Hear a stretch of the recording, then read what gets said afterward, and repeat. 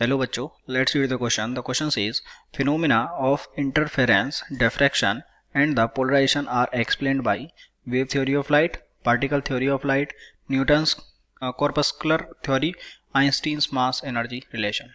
Okay, तो सबसे पहले इस क्वेश्चन के लिए हम इसका की कॉन्सेप्ट लिख लेते हैं. ओके, एंड इस क्वेश्चन के लिए जो की कॉन्सेप्ट है that is wave theory of light. ये इसका कॉन्सेप्ट है, वेव थ्योरी ऑफ लाइट. तो हमको यहाँ पे तीन फिनोमेना दे रखे हैं and the first one is interference. तो देखिए इंटरफेरेंस क्या होता है. इंटरफेरेंस कोई भी दो वेव जो कि सेम पाथ पर ट्रेवल कर रही है. मान लीजिए ये पहली वेव हो गई जो इस पाथ पर ऐसे ट्रेवल कर रही थी, और एक मान लेते हैं हम ये जो दूसरी वेव हो गई वो सेम पाथ पर ऐसे ट्रेवल कर रही थी.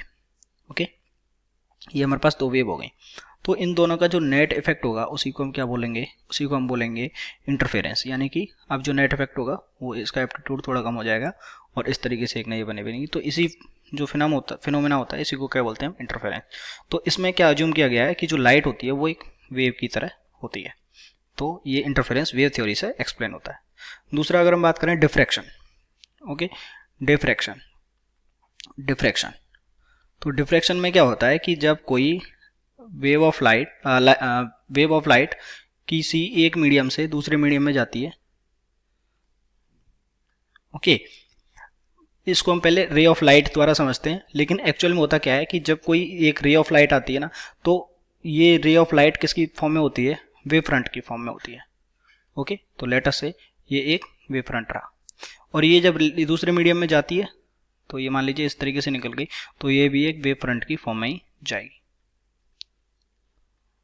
ओके, तो ये एक वेव फ्रंट की फॉर्म में जाती है. तो डिफ्रैक्शन में भी क्या माना गया है, डिफ्रैक्शन को भी वेव थ्योरी से ही एक्सप्लेन किया जाता है कि जो डिफ्रैक्शन में जो ये रे ऑफ लाइट होती है, ओके, वो एक्चुअली में एक वेव फ्रंट की फॉर्म में होती है.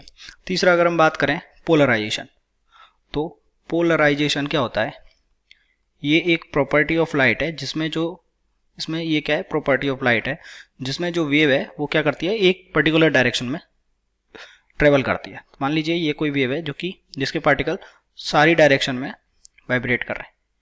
तो हम इसमें बीच में क्या लगा लेंगे, इसके हम बीच में कोई पोलराइजिंग फिल्टर लगा देंगे.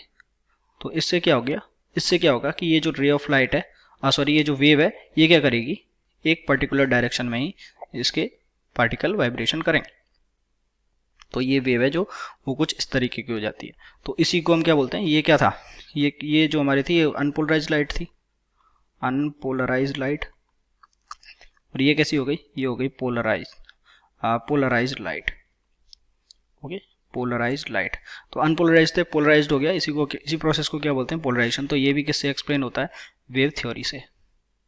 तो ये जो तीनों फिनोमेना है, interference, polarisation and diffraction, are explained by wave theory of light. Okay, तो option number A is correct. I hope you understood it well. Best of luck.